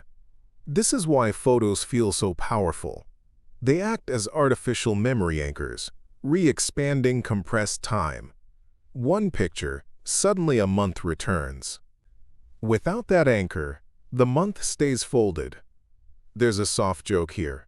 If your brain remembered every single Tuesday in detail, you'd never emotionally survive your calendar app. Forgetting keeps the past breathable. This time compression also protects you from regret overload. Events you no longer need stop taking up room in the mental present. You remember what shaped you, not everything that passed you. A fringe idea occasionally surfaces in philosophy of mind, that consciousness itself depends on forgetting, because awareness requires contrast, not continuity. Without forgetting, everything would feel simultaneous. Historians still argue whether early human storytelling evolved partly as a workaround for forgetting, selecting which events deserve to resist time's collapse. Stories preserve. Forgetting compresses. As the night deepens, your mind continues folding unused timelines. That awkward phase? Smaller now. That stressful year? Less bulky. You didn't erase it. You archived it. There's something kind about that. Earlier, forgetting softened emotion. Before that, it removed context. Now it edits scale. Pain shrinks. Meaning remains. Dreams help again here. They stitch together distant memories into compressed narratives, teaching the brain what deserves prominence and what can fade. You don't dream every day. You dream the essence of many days. That's how memory teaches. A gentle realization forms. Forgetting doesn't make life shorter. It makes it navigable. You aren't meant to carry every hour forward, only the ones that changed you. As sleep deepens, psychological time becomes lighter, smoother, less cluttered. The past stops crowding the present. You feel more space inside your own timeline. Not because things vanished, but because forgetting made room to move forward. Forgetting now turns its attention to something even quieter: identity. Not the big labels you wear comfortably, but the smaller versions of yourself that no longer need to speak. A mainstream psychological fact settles in. Your sense of self is not a fixed archive, but a continuously edited narrative, updated by memory loss as much as memory retention. You are not the sum of everything you've been. You are the sum of what your brain chose not to discard. Every forgotten opinion, abandoned ambition, or outdated fear quietly releases you from becoming emotionally overcrowded. There's a quirky tidbit from longitudinal studies. When people reread old journals decades later, they often feel they are reading about a different person, even though the handwriting is unmistakably theirs. Historians still argue whether personal identity is primarily maintained by memory continuity or by goal continuity, what you aim toward, not what you remember. Either way, forgetting does something merciful. It retires old selves.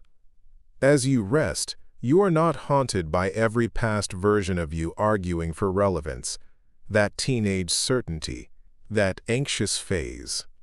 That version that thought everything had to be figured out immediately. They fade because they must. If they didn't, growth would feel like betrayal instead of evolution.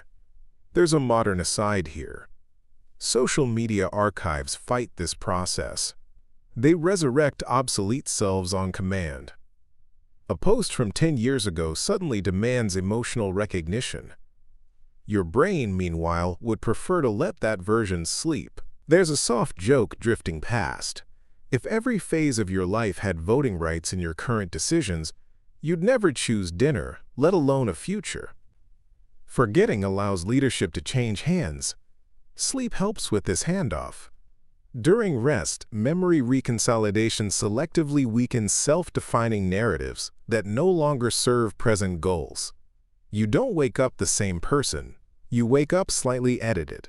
A fringe theory in narrative psychology suggests that forgetting is what allows forgiveness of oneself, not because the facts disappear, but because the emotional narrator steps down. You remember that it happened without needing to be that person again. Historians still argue whether ancient rites of passage worked partly by enforcing collective forgetting, symbolically killing an old identity so a new one could function socially. The past self steps aside. The present self breathes. As sleep deepens, identity becomes quieter, less defended, less crowded. You don't need to justify who you were to be who you are.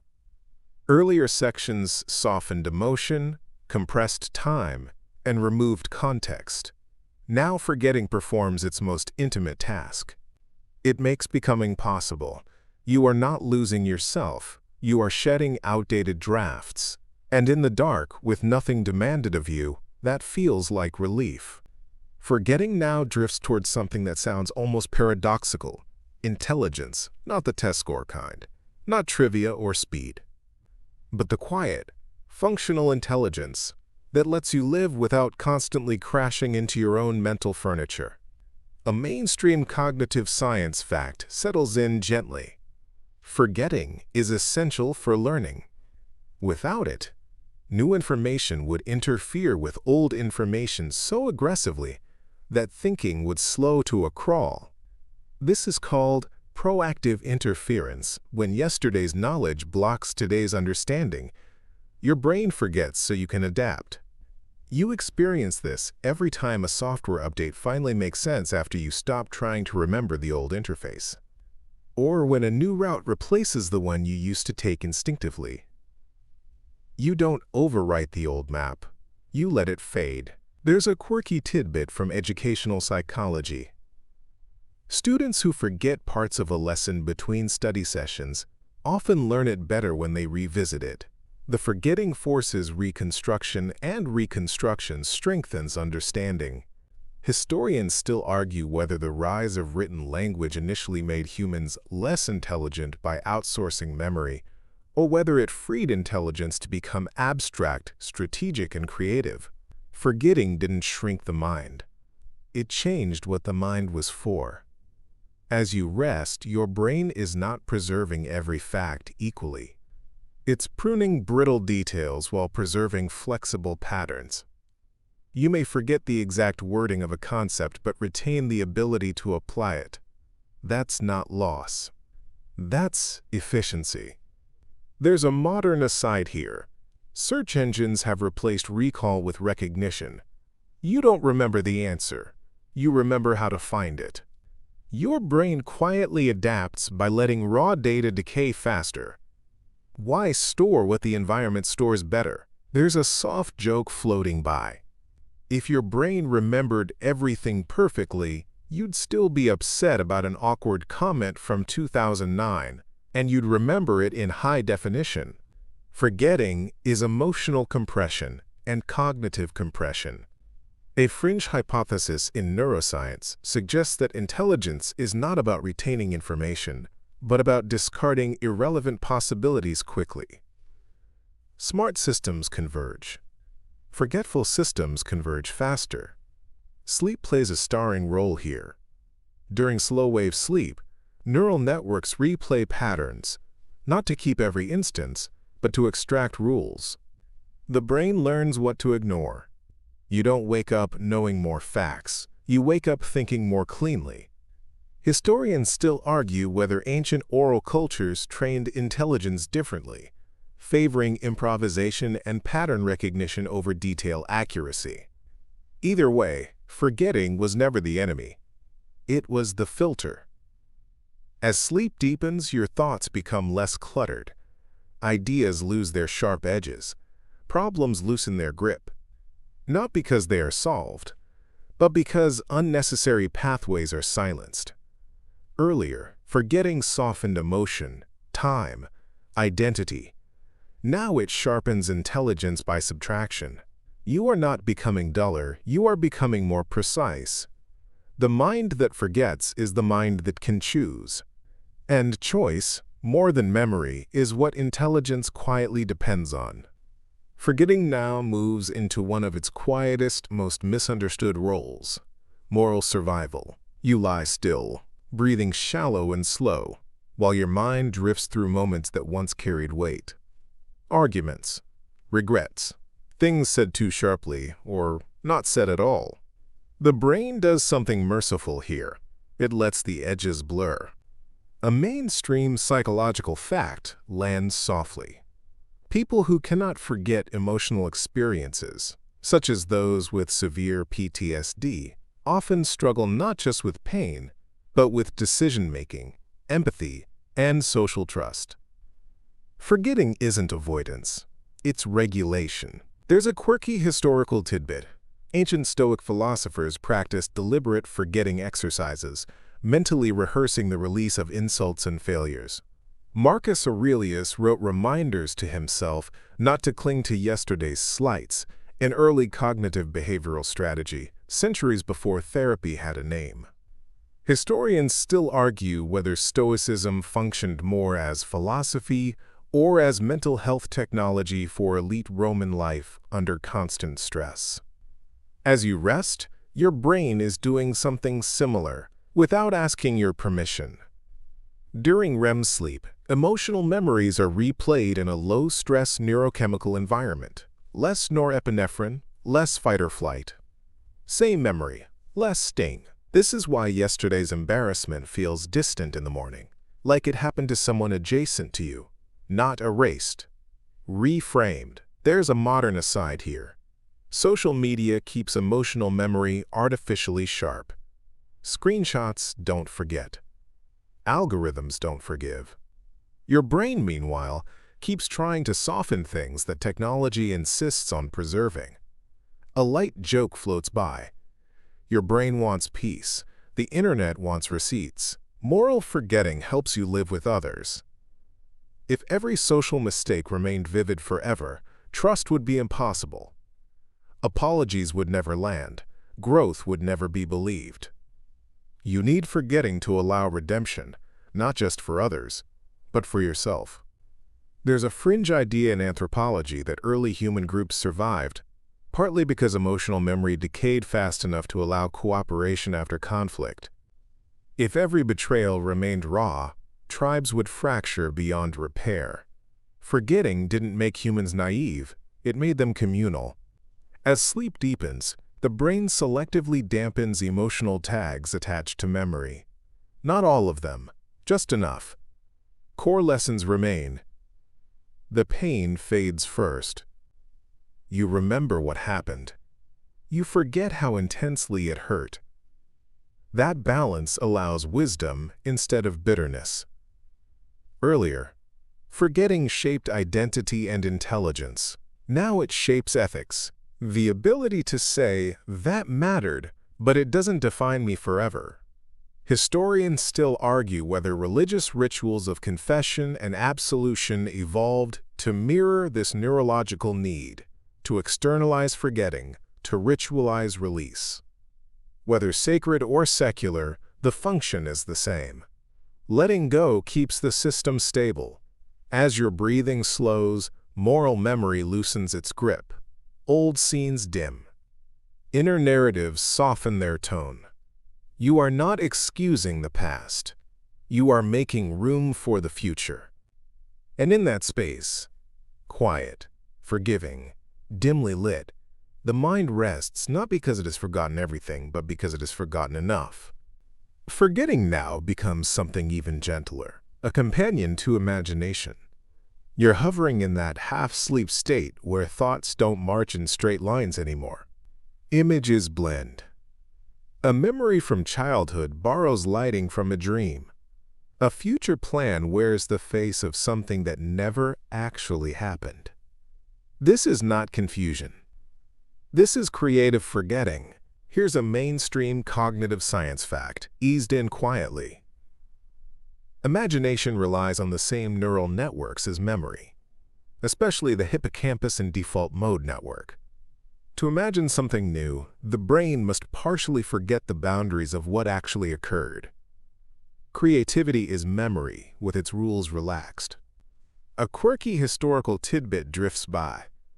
During the Renaissance, artists were advised to stare at stains on walls or clouds to spark invention. Leonardo da Vinci himself recommended it.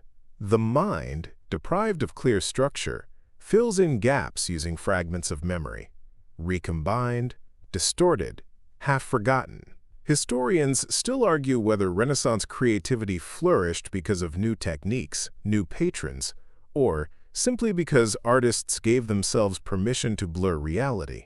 As you rest, your brain does something similar. It takes stored fragments, faces, sounds, emotions, and lets them leak into one another. Forgetting acts like solvent. Hard edges dissolve. This is why dreams feel symbolic rather than literal. The brain is deliberately misplacing details. Timestamps vanish. Locations merge. Characters swap roles. It's not a bug.